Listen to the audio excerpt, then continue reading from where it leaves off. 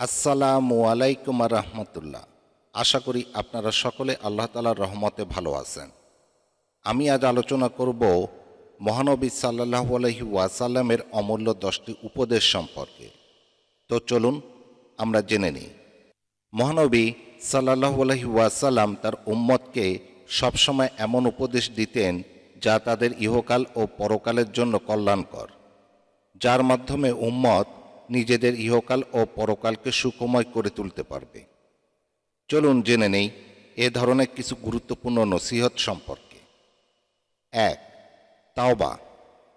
তাওবা মানুষকে পাপমুক্ত করে, জাহান্নামের আগুন থেকে মুক্তি দেয়, আল্লাহর রহমতের ছায়ায় আশ্রয় দেয়। গুনাহের কারণে মানুষের জীবন থেকে উঠে যাওয়া বরকত তাওবার মাধ্যমে ফিরে আসে। এ কারণে রাসূল সাল্লাল্লাহু আলাইহি ওয়াসাল্লাম তার উম্মতকে বেশি বেশি তাওবার পরামর্শ দিতেন। আবু হুরায়রা রাদিয়াল্লাহু তাআলা আনহু বলেন, রাসূল সাল্লাল্লাহু আলাইহি ওয়াসাল্লাম বলেছেন, যে লোক পশ্চিম আকাশে সূর্যোদয় হওয়ার আগে তাওবা করবে, আল্লাহ তাআলা তার তাওবা কবুল করবেন। সূত্র মুসলিম, হাদিস নম্বর 6754। 2. মা বাবার অবাধ্য না হওয়া। মা বাবার অবাধ্য হওয়া যাবে না, যদিও মা বাবা তোমাকে তোমার পরিবার পরিজন বা ধন সম্পদ ছেড়ে দেওয়ার নির্দেশ দেন। হাদিসের একাধিক বর্ণনায় নবীজি সাল্লাল্লাহু আলাইহি ওয়াসাল্লাম বাবা মায়ের সঙ্গে অবাধ্য আচরণকে কবিরা গুনাহ ও হারাম বলে ঘোষণা দিয়েছেন।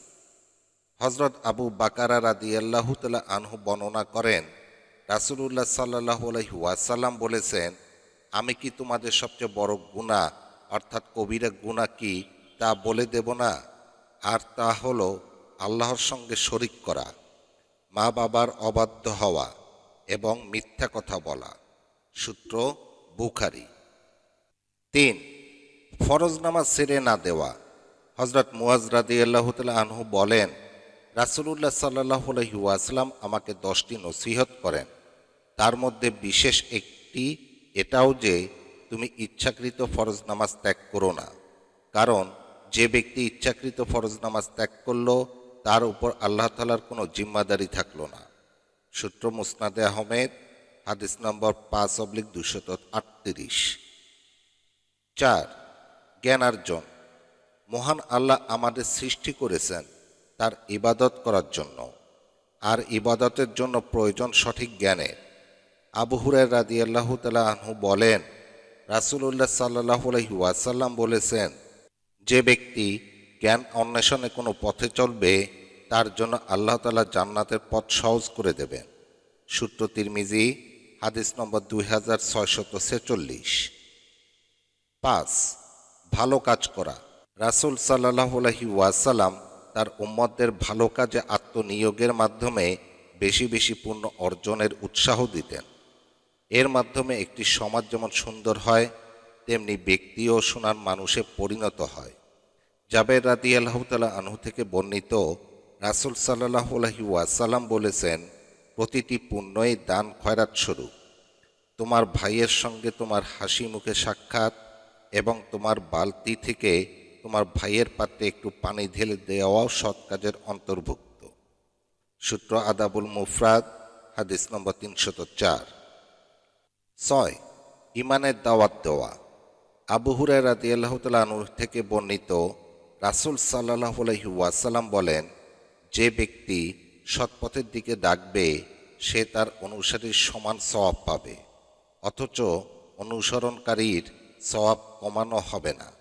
অপরদিকে যে ব্যক্তি ভ্রষ্টতার দিকে ডাকবে সে তার অনুসারীর সমানে পাপে জর্জরিত হবে, তার অনুসারীর পাপ মোটেও কমানো হবে না।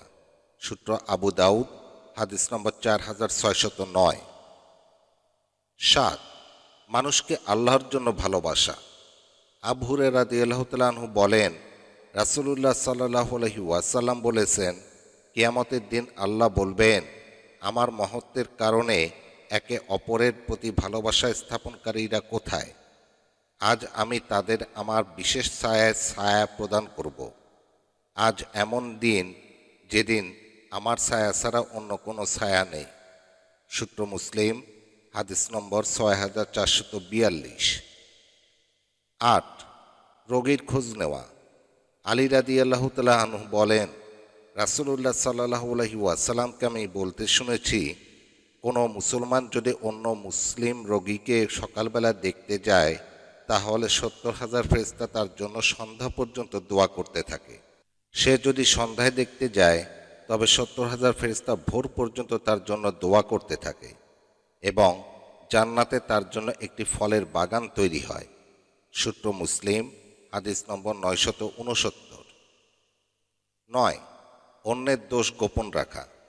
আবু হুরায়রা রাদিয়াল্লাহু তাআলা আনহু থেকে বর্ণিত, নবী সাল্লাল্লাহু আলাইহি ওয়াসাল্লাম বলেছেন, কোনো বান্দা যদি অন্য কোনো লোকের ত্রুটি বিচ্যুতি দুনিয়াতে আড়াল করে রাখে, আল্লাহ তাআলা কিয়ামতের দিন তার ত্রুটি বিচ্যুতি আড়াল করে রাখবেন। সূত্র মুসলিম, হাদিস নম্বর 6489। 10, আব্দুল্লাহ রাদিয়াল্লাহু তাআলা আনহু বলেন, রাসূলুল্লাহ সাল্লাল্লাহু আলাইহি ওয়াসাল্লাম বলেছেন, তোমরা অবশ্যই সততা অবলম্বন করবে, কেননা সততা নেক কাজের দিকে পথ দেখায় এবং নেক কাজ জান্নাতের দিকে নিয়ে যায়। আর কোনো ব্যক্তি সর্বদা সততা বজায় রাখলে এবং সততাকে নিজের স্বভাবে পরিণত করলে শেষ পর্যন্ত আল্লাহর কাছে তার নাম পরম সত্যবাদী হিসেবে লিপিবদ্ধ হয়। সূত্র আবু দাউদ, হাদিস নম্বর 4989।